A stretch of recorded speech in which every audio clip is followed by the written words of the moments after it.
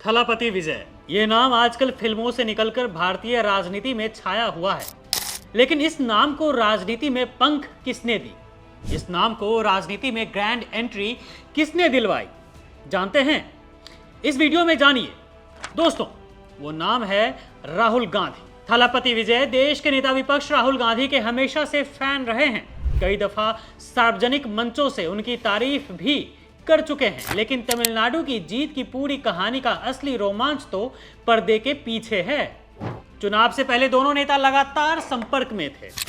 राहुल गांधी ने इस बार तमिलनाडु में ज्यादा रैलियां नहीं की, 4 से 5 बड़ी रैलियां ही की, क्योंकि उनकी रणनीति एकदम साफ थी। वो जानते थे कि अगर वो ज्यादा सामने आते तो मुकाबला फिर से वही पुराना राष्ट्रीय बनाम क्षेत्रीय हो जाता। तो वो चाहते थे कि विजय को ज्यादा से ज्यादा स्पेस मिले और सत्ता विरोधी लहर का पूरा फायदा सिर्फ टीवीके को ही मिले। तमिलनाडु में हुए विधानसभा चुनाव 2026 से काफी पहले ही भारत जोड़ो यात्रा के दौरान विजय का मौन समर्थन राहुल को प्राप्त था।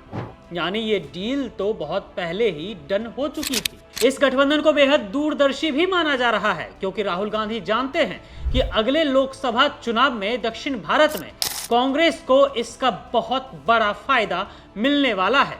जब 27 सितंबर 2025 को करूर में विजय की रैली के दौरान भीषण हादसा हुआ, भगदड़ मचा, जिसमें 41 लोगों की जान चली गई और 100 से ज्यादा लोग घायल हुए, तब राहुल गांधी ने ही सबसे पहले विजय को फोन किया था।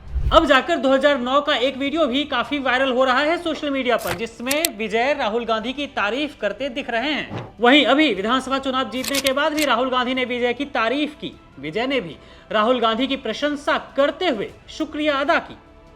दोनों ही बेहद समझदार व्यक्ति हैं और सियासी गलियारों में अब ये बात भी साफ है कि विजय को राजनीति में एक तरह से लॉन्च करने का पूरा ब्लूप्रिंट राहुल गांधी ने ही तैयार किया था।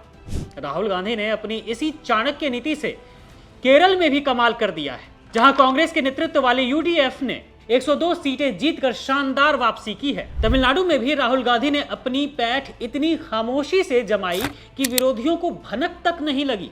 उन्होंने ही विजय को जीत की दहलीज तक पहुंचाने में पर्दे के पीछे से सबसे बड़ी मदद की, जिससे बीजेपी की वो मंशा की दक्षिण में वो अपना पैर फैलाए अब पूरी तरह से खत्म हो चुकी है।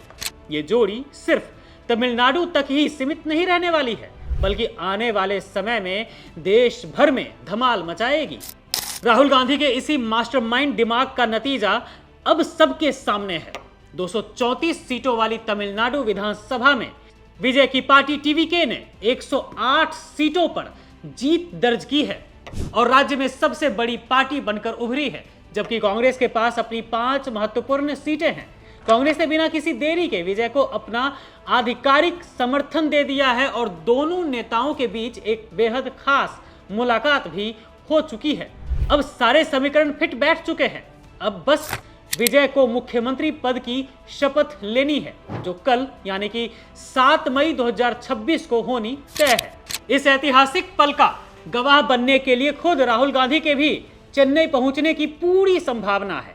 राहुल गांधी ने इस पूरे चुनाव में बैक सीट ड्राइविंग की, ताकि विजय की चमक फीकी ना पड़े, और नतीजा भी यही रहा कि डीएमके को 59 सीटों पर रोककर उसके गढ़ को विजय ने ढहा दिया।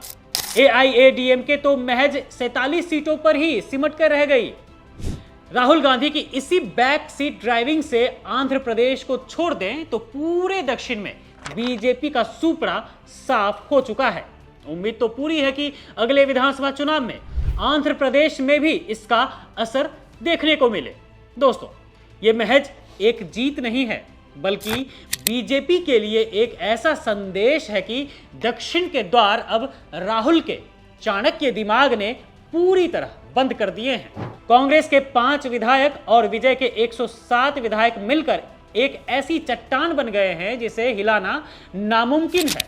7 मई की सुबह तमिलनाडु के लिए एक नया सवेरा लेकर आएगी, और इसका सारा क्रेडिट राहुल गांधी की उस शान और सटीक प्लानिंग को जाता है, जिसने विजय को आज सीएम की कुर्सी तक पहुंचा दिया है।